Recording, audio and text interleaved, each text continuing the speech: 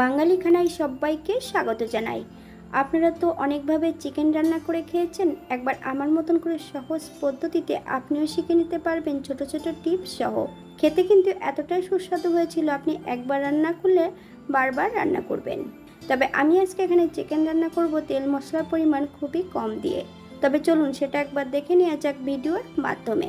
আশা করছি আজকের ভিডিওটি ভালো লাগবে। সকল বন্ধুদের কাছে অনুরোধ করছি সম্পূর্ণ ভিডিওটি দেখার। এখানে আমি বেশ কিছুটা চিকেন আগের থেকে বেশ পরিষ্কার করে ধুয়ে নিয়েছি। 1 চামচ লবণ, 1 চামচ হলুদ গুঁড়ো, বেশ কিছুটা কাঁচা সর্ষের তেল মাংসের গায়ে লাগিয়ে রেখে দিয়েছি 20 মিনিট আগে। একটা কড়াইতে বেশ কিছুটা সাদা তেল অ্যাড করব। তেল গরম হওয়া পর্যন্ত অপেক্ষা করতে হবে।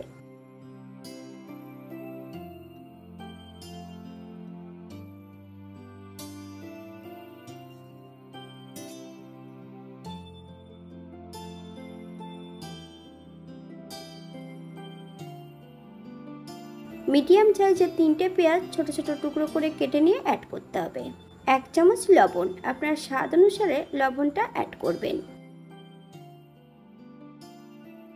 মিডিয়াম সাইজের একটা রসুন 80% বেটে নিয়েছি, সম্পূর্ণ রসুন বাটাটা অ্যাড করব। হাই ফ্লেমে বেশ কিছু সময় ভেজে নিতে হবে, অথবা পেঁয়াজ রসুন থেকে যতক্ষণ কাঁচা গন্ধ বেরোবে ততক্ষণ বেশ ভালো করে ভেজে নিতে হবে।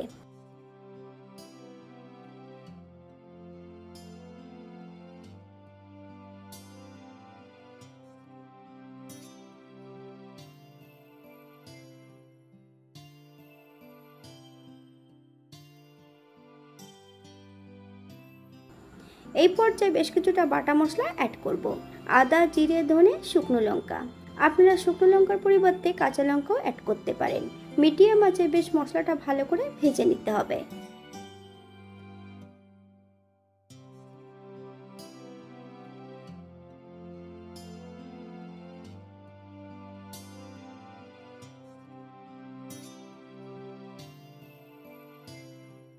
অ্যাড করব 1 চামচ হলুদ গুঁড়ো।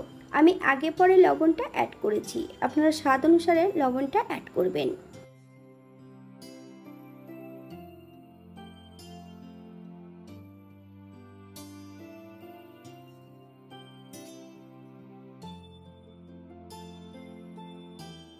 মশলা কষানোর জন্য বেশ কিছুটা জল অ্যাড করব। মিডিয়াম আঁচে বেশ কিছু সময় মশলাটা ভালো করে কষিয়ে নিতে হবে, অথবা মশলা থেকে যতক্ষণ তেল না ছাড়ছে ততক্ষণ বেশ ভালো করে মশলাটা কষিয়ে নিতে হবে।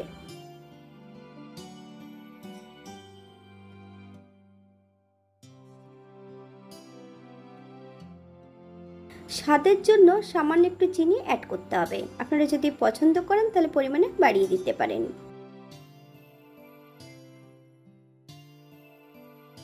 মশলা কষানোর শেষ পর্যায়ে এই পর্যায়ে অ্যাড করব ম্যারিনেট করা সম্পূর্ণ মাংসগুলো। হাই ফ্লেমে বেশ কিছু সময় মাংস ও মশলা সহ ভালো করে কষিয়ে নিতে হবে। আপনারা একবার স্ক্রিনের দিকে ফলো করবেন।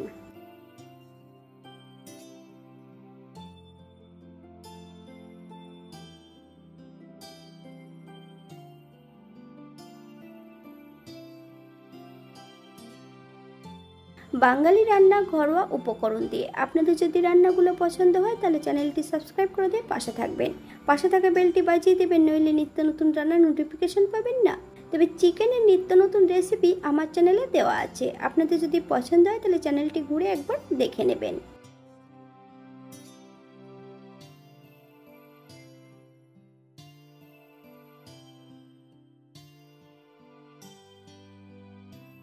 মাংস কষানোর মাঝপথে বেশ কিছুটা আলু অ্যাড করব। তবে আলুগুলো কিন্তু আগের থেকে লবণ হলুদ দিয়ে ভেজে নিয়েছিলাম। মাংস ও আলু সহ বেশ কিছু সময় ভালো করে কষিয়ে নিতে হবে।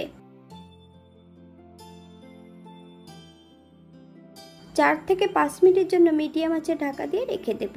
শুধু ঢাকা দিয়ে রেখে দিলে হবে না, মাঝে মাঝে কিন্তু ঢাকা খুলে নেড়ে চেড়ে দিতে হবে, নইলে কড়ার নিচটাতে লেগে যেতে পারে।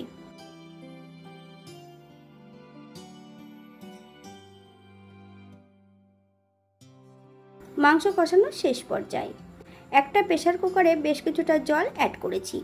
এই পর্যায়ে সম্পূর্ণ মাংসগুলো প্রেসার কুকারের মধ্যে অ্যাড করে দিতে হবে। আপনাদের যতটা গ্রেভির প্রয়োজন ততটা জল আপনারা প্রেসার কুকারে অ্যাড করতে পারেন। একটা হুইসেল দিয়ে নেব। 10 মিনিটের জন্য প্রেসার কুকারটাকে স্ট্যান্ডিং টাইম দিতে হবে।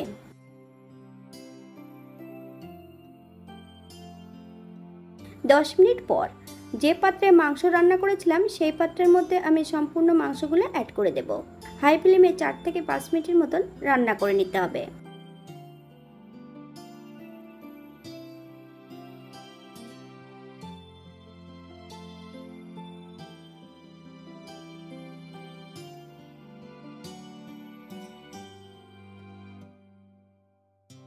এই পর্যায়ে অ্যাড করব 1 চামচ গরম মশলা বাটা। আপনারা যদি পছন্দ করেন তাহলে পরিমাণে বাড়িয়ে দিতে পারেন।